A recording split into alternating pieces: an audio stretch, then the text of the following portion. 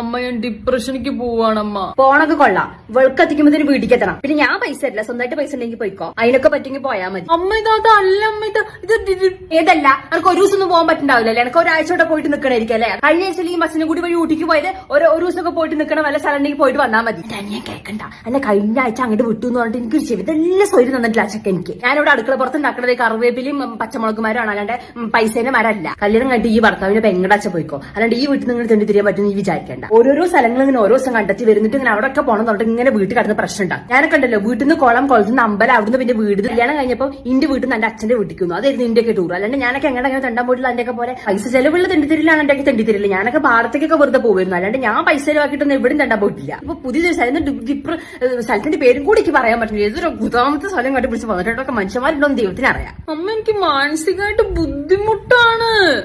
എന്ത് മാനസിക വിഷമം? മാനസിക വിഷമം ഉണ്ടാകുമ്പോൾ തെണ്ടാൻ നോക്കാൻ. മാനസിക വിഷമം